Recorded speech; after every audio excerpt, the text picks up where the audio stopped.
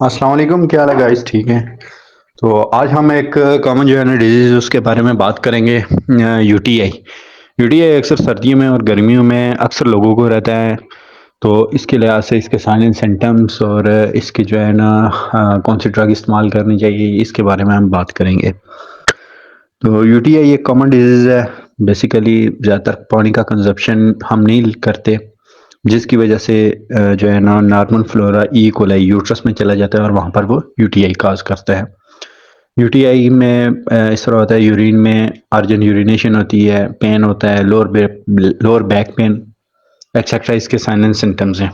अगर इसके ट्रीटमेंट की बात करें तो इसमें ज़्यादातर क्रैनबेरी का एक्सट्रैक्ट, जो कि अगर हम ब्रांड की बात करें तो ब्रांड में क्रैन मैक्स के नाम से एक ब्रांड आता है। तो क्रैन मैक्स साशे, उसमें कंप्लीट फ्रेंचाइज में है। अक्सर फीमेल्स जो जिन्हें बार बार यूटीआई हो जाता है वो बैक्टीरियल वेजिनोसिस का सबब बनता है।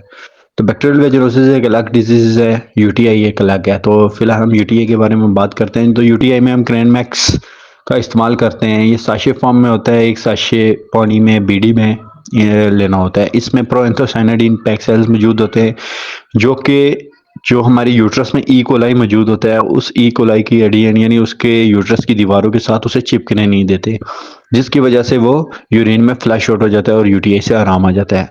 सिमिलरली इसी तरह अगर हम बात करें क्रेनमैक्स प्रो के लिहाज से, जो कि बैक्टीरियल वेजिनोसिस या ऐसे पेशेंट्स जिन्हें बार बार यूटीआई हो रहा है, वो बैक्टीरियल वेजिनोसिस बाद में अगर उसे ट्रीट ना किया जाए यूटीआई को, तो वो बैक्टीरियल वेजिनोसिस का सबब बनता है। तो बैक्टीरियल वेजिनोसिस के लिए क्रैनमैक्स प्रो है।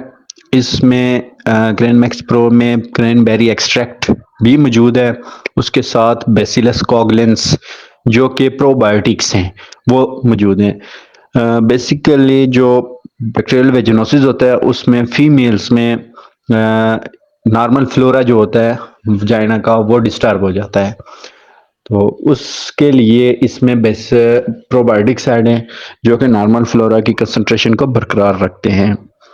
तो कोई भी एंटीबायोटिक मॉक्सीफ्लोक्सासिन या सिप्रोफ्लोक्सासिन के साथ 7 to 14 डेज तक आपने क्रैनमैक्स प्रो को ऐड करना है बीडी में, और उसे टेपर डाउन करना है। फिर 14 डेज के बाद 1 sachet Cranmax Pro OD for 1 month use करना है। तो इससे आपका यूटीआई मुकम्मल जो है ना यूटीआई की बीमारी से निजात मिल जाएगी, बैक्टीरियल वेजिनोसिस से। तो इसे टेपर डाउन इस तरह करते हैं।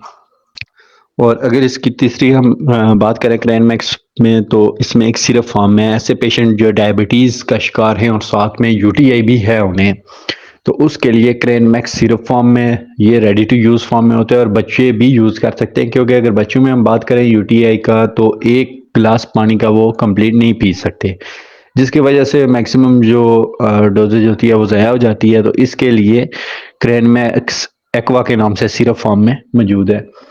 उसमें भी क्रैनबेरी एक्सट्रैक्ट प्रोएंथोसाइनाडिन है, साथ में उसमें टर्मेरिक एक्सट्रैक्ट ऐड है, जो कि नेचुरली एक एंटी इन्फ्लेमेटरी प्रॉपर्टी रखता है। शुगर फ्री है, शुगर के पेशेंट ले सकते हैं उसे इजी, और उसे पानी में भी डालकर या फिर पानी के बगैर भी यूज़ किया जा सकता है।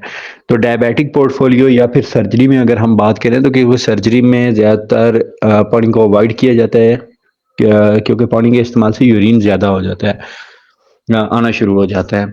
तो इसके लिए क्रैनमैक्स एक्वा, तो ये एक कंप्लीट फ्रेंचाइज है क्रैनमैक्स के नाम से। क्रैनमैक्स सैंपल साशे फॉर्म में जो कि यूटीआई के लिए है, इसी तरह क्रैनमैक्स प्रो आ जाता है जो कि बैक्टीरियल वेजिनोसिस या पीआईडी पेल्विक इन्फ्लेमेटरी डिजीज के लिए यूज होता है फीमेल्स में क्रैनमैक्स प्रो, और लास्ट में क्रैनमैक्स एक्वा फॉर्म में जो कि बच्चों में और डायबिटिक पोर्टफोलियो या फिर सर्जरी के जो पेशेंट्स होते हैं उनमें यूज करवा सकते हैं।